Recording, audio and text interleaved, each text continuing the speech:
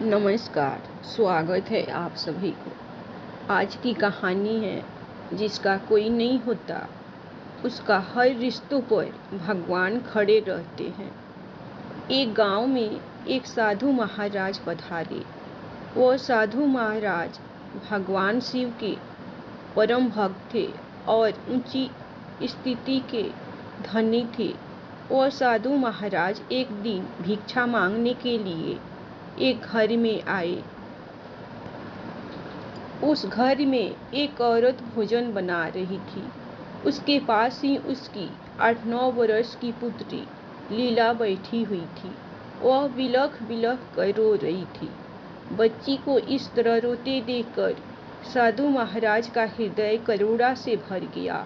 उन्होंने उस औरत से पूछा कि माता जी, बच्ची क्यों रो रही है? साधु महाराज के इतना पूछते ही वह अपने आप को रोक नहीं पाई और वह भी रोने लगी। फिर उसकी माँ साधु महाराज जी से बोली, आज रक्षाबंधन है, मेरा कोई पुत्र नहीं है। मेरी बेटी मुझसे पूछ रही है कि मैं किसके हाथ पर राखी बांधूंगी। इसके पिताजी भी नहीं हैं। साधु महाराज बोले, हे भगवान, मैं साधु बन गया तो क्या हुआ? क्या मैं किसी का भाई नहीं बन सकता हूँ? उन्होंने बालिका की ओर हाथ बढ़ाया और बोले, बहन, मैं तुम्हारा भाई हूँ, मेरे हाथ पर राखी बांध दो। साधु ने राखी बंधवाई और लीला नाम की उस बालिका के भाई बन गए। लीला बड़ी हुई और उसका विवाह हो गया। कुछ वर्षों के बाद उसके पेट में कैंसर हो गया। अस्पताल में लीला अंतिम सांसें गिन रही थी। घर वालों ने उसकी अंतिम इच्छा पूछी तो लीला ने कहा कि मैं अपने भाई से मिलना चाहती हूँ, मेरे भाई को बुलवा दीजिए। साधु महाराज ने जैसे ही अस्पताल में लीला के कमरे में प्रवेश किया, उसी समय लीला जोर जोर से बोलने लगी, भाई साहब, भगवान कहाँ है? भगवान से कह दो कि या तो लीला की पीड़ा हर ले या प्राण हर ले। और मुझसे कैंसर की पीड़ा सहन नहीं होती। लीला लगातार अपनी प्रार्थना दोहराए जा रही थी।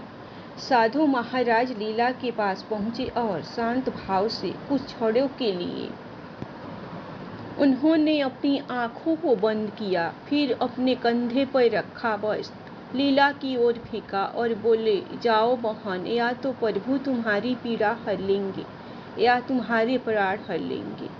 उनका बोलना, वस्त्र का गिरना और लीला का उठकर खड़े हो जाना सब एक साथ हो गया। लीला बोल उठी, कहाँ है कैंसर? मैं एकदम ठीक हूँ, घर चलो। लीला की जांच की गई तो कैंसर का नामो निशान नहीं मिला। घर आकर साधु महाराज ने हंसकर पूछा, लीला अभी मर जाती तो? लीला बोली, मुझे अपने दोनों बच्चों की याद आ रही थी, उनकी चिंता हो रही थी। साधु महाराज ने कहा, इसलिए ही प्रभु ने तुम्हें प्राण शक्ति दी। अब तुम बच्चों की सेवा करो, सारे बंधन तोड़ दो और मरने के लिए तैयार हो जाओ। मृत्यु शाश्वत सत्य है, उसके लिए तैयार रहना। यह कहकर साधु महाराज वहां से चले गए। उसके बाद लीला बच्चों की सेवा करने लगी और बच्चों का अधिक समय चाचा चाची के साथ बीतने लगा। ठीक 1 बरस के बाद लीला के पेट में पहले से भी ज़्यादा बड़ा कैंसर हो गया। वहीं अस्पताल और सहयोग से वहीं वार्ड और वहीं पलंग भी मिला। लीला ने अंतिम इच्छा बताई कि मेरे भाई को बुलवा दीजिए। साधु महाराज बहन के पास पहुँचे और उन्होंने लीला से पूछा, तुम्हारा क्या हाल है? लीला एकदम शांत थी। उसने अपने भाई का हाथ अपने सिर पर रखा, वंदना की और बोली, भाई, मैं शरीर नहीं हूँ, मैं अमर आत्मा हूँ, मैं प्रभु की हूँ और मैं मुक्त हूँ। यह कहते कहते ओकार ओम का उच्चारण करते हुए लीला ने अपना शरीर त्याग दिया। लीला के पति दुखी होकर रोने लगे। साधु महाराज उन्हें समझाते हुए बोले, भाई, क्यों रोते हो? अब लीला का जन्म ही नहीं होगा। लीला मुक्त हो गई। साधु महाराज हंसते हुए दोबारा बोले, हम जिसका हाथ पकड़ लेते हैं उसे मुक्त करके ही छोड़ते हैं। यह सुनकर लीला के पति का दुख थोड़ा कम हुआ। उन्होंने साधु महाराज से पूछा, महाराज, गत बरस लीला तत्काल कैसे ठीक हो गई थी? आपने क्या किया था? साधु महाराज बोले, गत बरस लीला ने बार बार मुझसे पीड़ा या प्राण हर लेने के लिए प्रभु से प्रार्थना करने को कहा था। मैंने अपने प्रभु महादेव से कहा, हे भगवान, अब तक लीला मेरी बहन थी, इस क्षण के बाद वह आपकी बहन है, अब आप ही संभालिए। यह सब महादेव पर छोड़ते ही प्रभु ने अपनी बहन को ठीक कर दिया। यह है प्रभु पर छोड़ने की महिमा। ऐसे ही दोस्तों, जब आपके जीवन में कोई ऐसी समस्या, दुख या मुसीबत आए जिसका आपके पास कोई हल ना हो,